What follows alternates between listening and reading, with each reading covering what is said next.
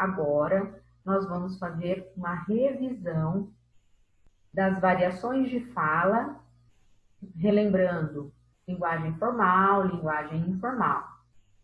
É importante vocês lembrarem que nas variações de fala, as várias circunstâncias que envolvem o ato comunicativo, como o lugar e o momento em que a fala se desenvolve, o grau de intimidade existente entre os interlocutores, são as pessoas envolvidas no processo de comunicação, a intenção de cada falante e assim por diante. São fatores não linguísticos que interferem na fala. Essas interferências são responsáveis por diferentes tipos de variações. Considerando, então, a norma da língua, ou seja, aquilo que é tido como bom e apropriado em termos de linguagem, é possível destacar duas variações de fala, a linguagem formal e a linguagem informal. É muito importante vocês lembrarem a diferença entre linguagem formal e linguagem informal, porque esses termos, esses conceitos vão aparecer várias vezes durante as atividades.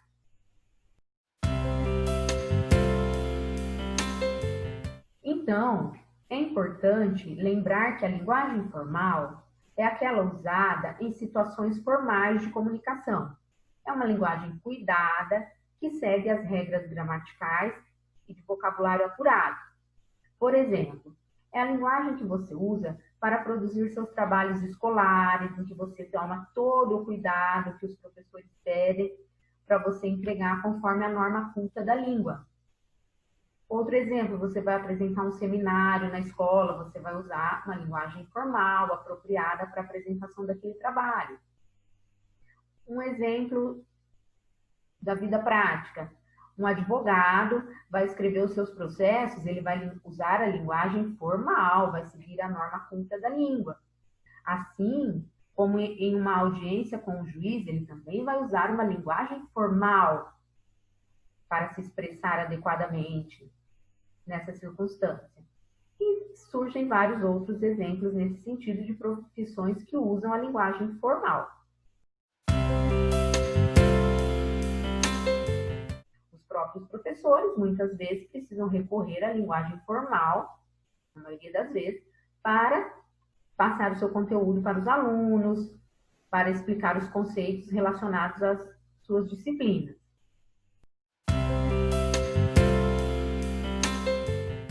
Já a linguagem informal é aquela usada em situações familiares, íntimas e informais. É uma linguagem espontânea, sem preocupação com as regras gramaticais, e em que predominam palavras de uso cotidiano e gírias. Por exemplo, é quando você conversa com seus amigos de uma forma muito tranquila, muito à vontade, sem ter essa preocupação com a norma culta da língua, como os professores pedem para você escrever lá na escola, por exemplo. Ainda, nessa revisão, é importante vocês lembrarem o que é variação linguística.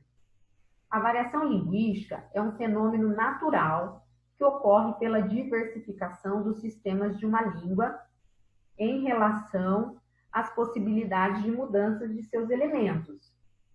Vocabulário, pronúncia, morfologia, que é a estrutura e classificação das palavras, quando vocês estudam lá o substantivo, adjetivo, por exemplo. Sintaxe, que é a disposição, a organização das palavras nas frases. Então, a variação linguística existe porque as línguas possuem a característica de serem dinâmicas e sensíveis a fatores como a região geográfica, o sexo, a idade, a classe social do falante e o grau de formalidade do contexto da comunicação. Tudo isso influencia na variação linguística. É importante observar que toda variação linguística é adequada para atender às necessidades comunicativas e cognitivas do falante. Assim, quando julgamos errada determinada variedade, estamos emitindo um juízo de valor sobre os seus falantes e, portanto, agindo com preconceito linguístico. Então, por exemplo, se você se depara com a linguagem caipira, né, e subestima aquela linguagem, menospreza aquela linguagem, isso é um preconceito linguístico, porque a linguagem caipira ela também é adequada para aquele contexto de comunicação em que ela está inserida. Assim como se as pessoas menosprezam a linguagem de um grupo que usa muitas gírias, também é uma forma de preconceito linguístico, porque naquele contexto, com aqueles amigos, aquela linguagem é apropriada. Então, é importante lembrar disso.